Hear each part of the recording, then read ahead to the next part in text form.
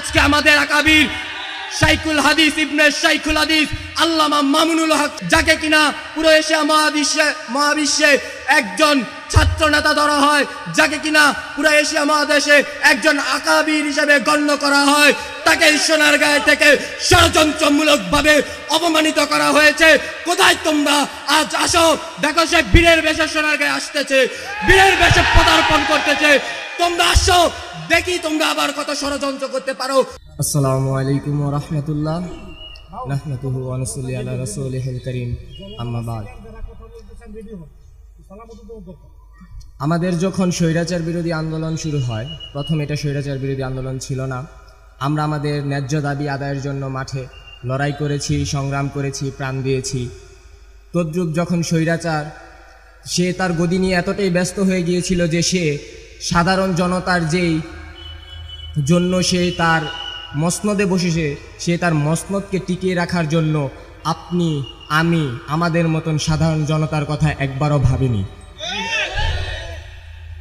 যখন আমাদের ন্যায্য অধিকার দাবি আদায় না হয়, তখন আমার, আপনার ভাই, ছেলে, সন্তান, ভাতিজা, তাদের বুকে গুলি করা হয়, রক্ত জড়ানো হয়। আমরা এই রক্ত ভুলবো? আমাদের রক্ত ভুলে গেলে চলবে না। স্বৈরাচার পতন হয়েছে, স্বৈরাচার পতন হয়েছে। স্বৈরাচারের দোসররা কিন্তু এখনো সোনারগাঁয়ে, এখনো বাংলাদেশ থেকে বিতাড়িত হয়নি। তা যারা আমাদের রক্ত নিয়ে খেলেছে তাদেরকে আমরা বলে দিতে চাই, এই সোনারগাঁ আমার, আপনার, সবার। এই সোনারগাঁ নিয়ে যদি কেউ ষড়যন্ত্রমূলক কথা বলেন, অবশ্যই ছাত্র জনতা আজও বেঁচে আছে। ছাত্র জনতাকে আপনারা দমন করতে পারেননি, হামলা, মামলা, গুম, খুন দিয়ে দমন করতে পারেননি। বিদায় আপনাদেরকে আবার হুঁশিয়ারি দিতে চাই, আমাদের মুরব্বী আকরামদেরকে নিয়ে, যে তারা সামনে থাকবে, আমরা পিছনে থাকব। তারা নির্দেশ দিবে, আমরা নির্দেশ পালন করব, কিন্তু সোনারগাঁয়ে কোনো ষড়যন্ত্র করতে দেওয়া হবে না।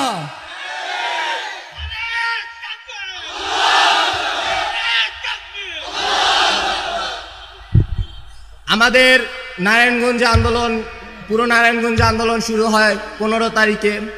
আমরা যখন নারায়ণগঞ্জ জেলা প্রশাসকের কাছে যাই, আমরা বিগত কিছুদিন আগে গিয়েছিলাম, তখন তিনি আমাদেরকে এটা বলতে বাধ্য হয় যে আমরা সোনারগাঁয়ের ঐতিহ্য দেখে অনেকটা গর্ববোধ করছি, কারণ পুরো নারায়ণগঞ্জ আন্দোলন শুরু হয় 16 তারিখে। কিন্তু আমরা সোনারগাঁ থেকে খবর পেয়েছি কিছু সংখ্যক ছেলে পেলে সোনারগাঁয়ে 16 তারিখে এক মহাবিপ্লব গড়ে তোলে। তো আমরা বলতে চাই যে বেশি মানুষ লাগে না, দাম্ভিকতা, সাহসিকতা, অন্যায়ের বিরুদ্ধে রুখে দাঁড়ানোর জন্য কিছু মানুষ হলেই চলে। পুরো নারায়ণগঞ্জে যখন আন্দোলনটা হয়, তখন সর্বপ্রথম সোনারগাঁয়ে সরকার পক্ষীয় যারা দোসররা ছিল, সরকার পক্ষীয় যারা 5 আটা গোলাম ছিল, তারা পুরো সোনারগাঁয়ে সর্বপ্রথম আমাদের ওপর হামলা করে। তো তারা এটা বলতে বাধ্য হয়েছে যে না, সোনারগাঁয়ের মানুষ তাদের ঐতিহ্য ধরে রেখেছে। তো আমরা তখন তাদেরকে আশ্বস্ত করলাম যে দেখেন জেলা প্রশাসক, আমরা সোনারগাঁয়ের মানুষ, মন থেকে সোনার মানুষ, কিন্তু মনে রাখবেন, সোনার মানুষ যেমন হয়েছি, সোনারগাঁ যেমন প্রতিষ্ঠাতা করেছি, সোনারগাঁ যেমন দোসর মুক্ত করেছি, আমরা আবার আশ্বস্ত করতে চাই, সোনারগাঁয়ে যে বা যারা কোনো দলীয় ব্যানার নিয়ে আপামর ছাত্র জনতা মাজলুমদের ওপরে অন্যায়, অত্যাচার, চাঁদাবাজি, নৈরাজ্য করবে, আমরা সবাই নিজ নিজ অবস্থান থেকে দাঁড়িয়ে পড়ব, প্রতিবাদ করব, কারণ এটা আমাদের ইমানের অঙ্গ। আল্লাহর রাসূল সাল্লাল্লাহু আলাইহি ওয়াসাল্লাম বলেছেন যে নিজ অধিকার আদায়ের জন্য সংগ্রাম করা যায়। কি হুজুর, ভুল করলাম? আমাদের অধিকার আমাদেরকে আদায় করে নিতে হবে, আপনার অধিকার আপনাকে আদায় করে নিতে হবে। আমি ছোট মানুষ, কথা বললে ভুল হতে পারে। আমার এখানে মুরব্বী আকরামরা বসে রয়েছে, তাদেরকে বসিয়ে রাখি, আমি দীর্ঘক্ষণ করব না। কিন্তু আমি আবার একটি কথা বলতে চাই যে সোনারগাঁয়ে কোনো ষড়যন্ত্র চলবে না। অনেক ষড়যন্ত্র করেছেন।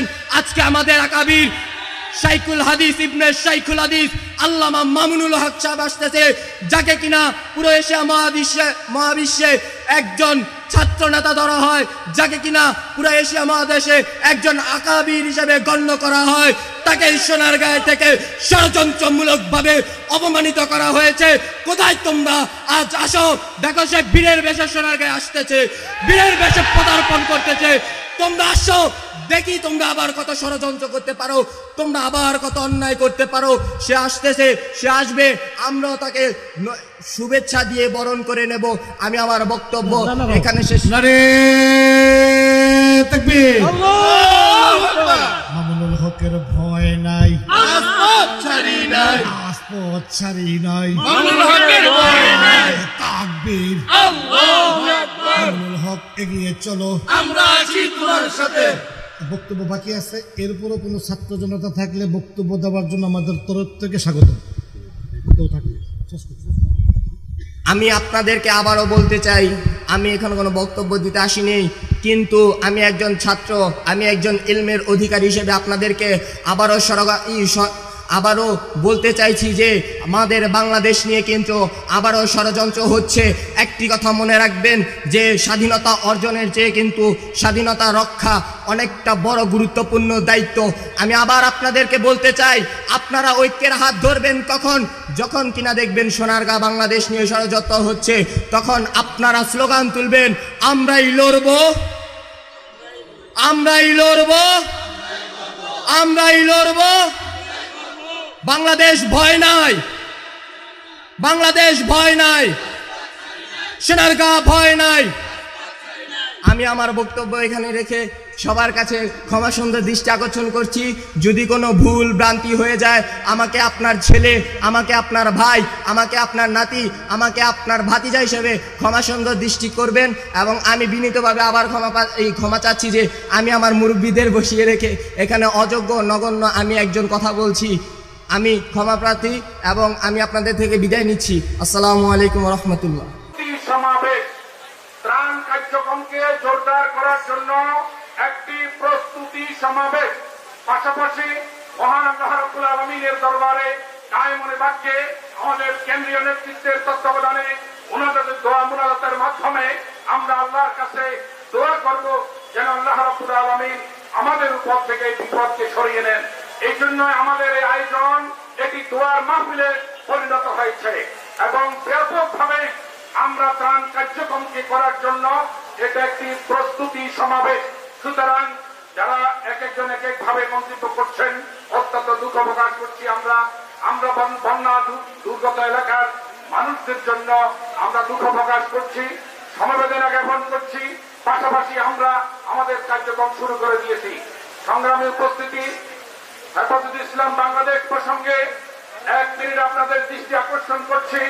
ব্যক্তি, পরিবার, সমাজ, দেশ ও জাতির কল্যাণে বিশুদ্ধ ঈমান, আকীদা